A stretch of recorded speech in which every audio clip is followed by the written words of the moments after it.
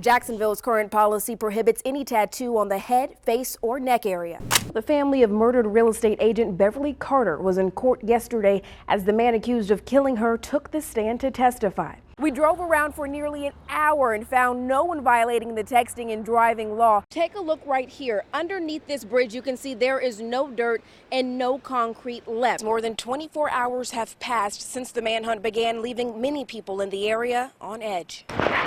With roadway conditions being as icy as they are today, well, a lot of businesses are closed. Now I'll tell you what this. I'm trying to figure out, because right now you're talking about everybody but the stars. No. Well, that's because I saved the best for last. Now, I will tell you, the lineup. The tone of that meeting is extremely hostile. Other county offices have already had safety procedures in place for a while, but for the Pine Bluff Civic Center, they are just now instituting theirs because of one too many close calls. And drum roll, please.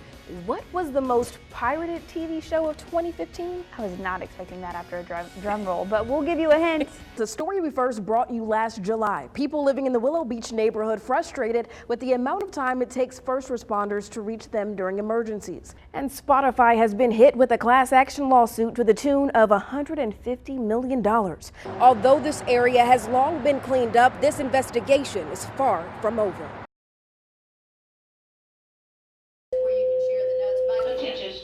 Archery has been canceled today. So let's look at what's going on in our country today. In the midst of all the routine commotion inside of this high school, you'll find one teacher trying her best to comfort her students during a time that can be very confusing for young people. They want to know why, and they like to know the background of things. Wednesday's mass shooting in San Bernardino, California, left many in a state of confusion, with more questions than answers. I don't really understand why. But inside of Martha Cothran's military history class at Robinson High, will background checks, do you think that will solve? No. Her students are welcome to address any of their concerns. They want to express their feelings, and they need a place to express their fears. I've never been in that situation, so we don't know what we're gonna do. It's just so stereotypical that ignorant people blame it on Muslims. While there may be no textbook that tells you the right or wrong way to answer questions your children may have, Cothran says it's imperative to talk about what happened. One, because sometimes kids talk more to their teachers than they will to their parents. And at school, it's an unbiased. They know what their family thinks about things. But within a school district and within the classroom, they're going to get different ideas. Shock. I just can't believe it. It's just, I just talked to him on the phone. And disbelief. It's really hard, it's hard to even imagine. As news quickly spread throughout this neighborhood about Wednesday morning's homicide. I knew Mr. Fred. Little Rock police say they responded to the 1200 block of South Jackson Street. Police say there was no forced entry, but the house had been ransacked. Inside, they found 68-year-old Fred Ponca Jr. dead from a gunshot wound. I want to cry. Those who knew the man say he was well liked by everyone in the community. He was like a pillar of the community, really.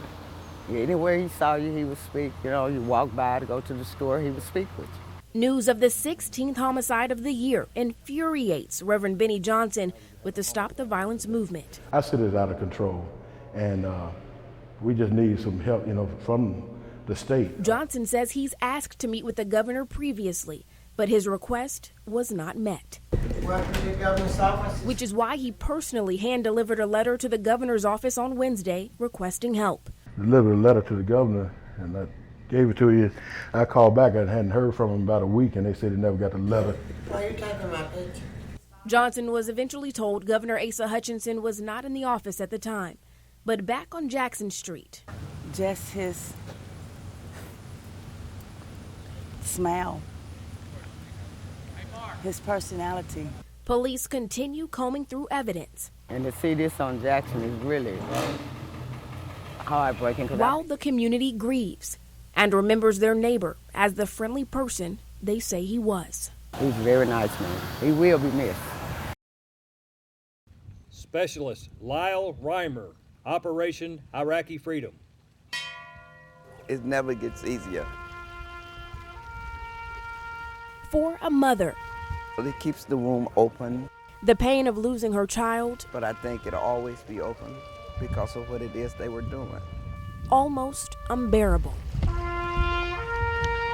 Captain Arthur Felder was his name. Everybody knew him as Bo. His life was taken while serving in Fallujah, Iraq. My son chose the role.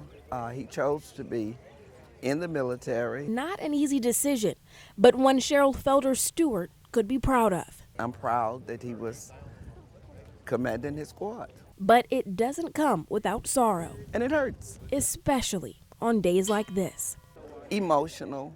It's emotional. Here at the Killed in Action Memorial at Camp Robinson, Stewart stands in solidarity alongside family members who have also lost loved ones. Private Green Higgins, War with Mexico. The memorial service honoring the memory of 20 Arkansans killed during Operation Iraqi Freedom and Guard members killed in wars dating all the way back to the War of 1812. It's an honor. Remembering the sacrifice of these brave soldiers is no easy task. In fact, it can be rather daunting. But in times like this, Stewart relies on her faith to get her through. What keeps you going? God. It's not about me. It's all about Him.